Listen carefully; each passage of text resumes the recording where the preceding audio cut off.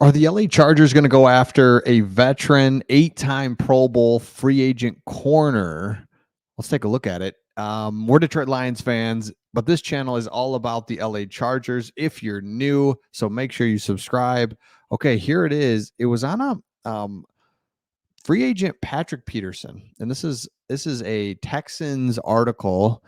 It was talking about how he's no longer an elite player, but he wants to play again. So he was on a podcast talking about how he thinks he would be still very good at the nickel position where he can guard the other team's number 2 or number 3 in the slot. So he wants to play again. So the Texans are looking at if they want to do it and some of the reasons why they might do it, but they said it won't be easy because there aren't enough good defensive backs to go around, and Peterson should receive some interest, be it that would be interested in him. And down here are the LA Chargers. So the Chargers spent most of the offseason rebuilding the offense in Jim Harbaugh's image. This we know. And by the way, we'll talk about a breakout candidate that a bounce back candidate that PFF said the Chargers are going to have here in just a second. While that side of the ball needed some work, the defense could absolutely use some help. But they make a good point. Losing Brandon Staley is addition by subtraction, but the secondary could use some depth, some veteran leadership. You can't go wrong adding somebody like Patrick Peterson.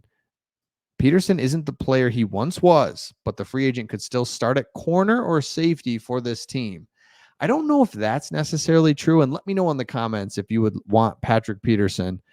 I don't know if he could start, but maybe he does. But if nothing else, he provides depth and he has the ability to play safety, corner, or nickel because he played safety last year a little bit for the Steelers. So I think it's a thing where you get this guy in. It's a 1-year deal. Everybody knows it. It doesn't affect you and damage you in the cap situation. You're under the cap. You've made that work now. I just don't think you absolutely have to go and sign him to a multi-year deal. No, it's a 1-year deal, and it's a veteran guy that can come in and kind of settle this down. And you see teams that are rebuilding or in a first year of like, all right, let's get this thing settled back in. If they absolutely are a good veteran free agent, you do it, and then you just again, it's a 1-year deal. So let me know in the comments if you would take Patrick Peterson. And now with that being said, let's just look here at the depth chart. And you got Asante Samuel Jr., Christian Fulton, Cam Hart here, rookie Cam Hart. So there's room corner or nickel, but if nothing else, again, adds depth at safety, adds depth at corner and nickel. So let me know your thoughts in the comments. Now,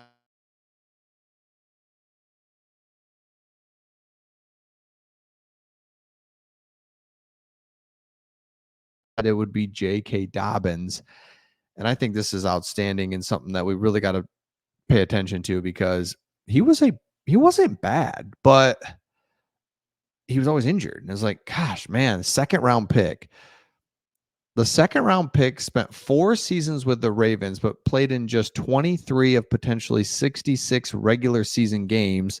After playing for his older brother in Baltimore, Jim Harbaugh thought it'd be worth to kick the tires on Dobbins. I completely agree that it's worth it and somebody that you should bring in. Man, what if he can break out this year and just be a solid backup? I love it. Dobbins signed a 1-year deal with LA in April and has a lot to prove. Eckler's no longer around. Gus Edwards is in, but he shouldn't have to have too much stiff competition for carries as Isaiah Spiller never really panned out. And the thing about him is he's only 25 years old. So with all the injuries and the thoughts about what is he? Is he this? Is he that? Well, he's 25 years old. I mean, he could still be a really good player. So I just kind of look again, if you put this up against the depth chart that you're saying, okay, Gus Edwards, be the man, just be the man. But J.K. Dobbins, if you're not having to be the man, but you can kind of come in, spell him here and there. Now this running back room seems fine. The wide receivers, we've talked a lot about the wide receivers. Joshua Palmer can be good. Ladd McConkey, DJ Chark, the two rookies, Cornelius Johnson and Brendan Rice. Offensive line is going to be fine. Defense is going to be much better. So all of a sudden, the Chargers are not a bad team and can't wait to see what they can do. And again, we continue to talk about on this channel. It's one of the reasons we started this channel was we know Jim Harbaugh and we've seen what he did at Michigan. We're big Michigan fans. To remind you, he comes into Michigan after Brady Hoke and Rich Rodriguez made them super soft. They had no identity. It's just like, what are we looking at? The second Jim Harbaugh gets there, it's tough, it's disciplined, and it just football played the right way. And that means complementary football. Each player knows what they're doing. It's never like super flashy, but you're staying ahead of the chains. All the I say boring stuff. It's not boring. It's like, man, this is how you win football games. And he especially excels with lesser talent. So whatever you make of the Chargers depth chart and who they have, whether they have talent, they don't, they're getting there. He excels with, okay, we don't have a bunch of star players, even say on offense for the Chargers. And I would say that they don't right now. Running backs are a little bit under the radar. Receiving room is what it is. You have a star quarterback. I mean, that right there is just worth everything. But he's going to be able to run the ball, stay ahead of the chains, just play complementary football. You're not turning the ball over. Justin Herbert doesn't feel like he has to do all this stuff. It's like, all right, no, let's just punt it. Defense plays well, plays strong. So all those things really come into play. And that's why Jim Harbaugh is a guy that, and that's why I say Patrick Peterson, when we talk about bringing him in, it's a no-brainer because you've got the quarterback, you've got the coach, you now have the culture. You bring a guy in for 1 year. He's older. He's not what he once was. Everybody gets that.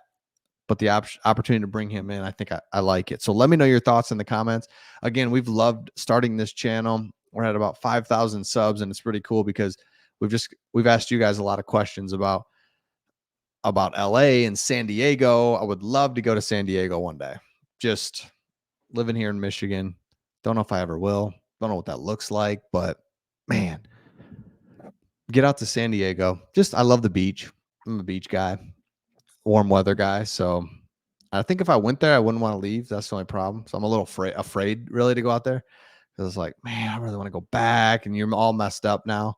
So it's like, I just stay here, just daydream about it. I know it's great. I know it'd be awesome. So let me know your thoughts in the comments. Subscribe if you haven't, and if you watched a few videos by now, and we will see all of you on the next one.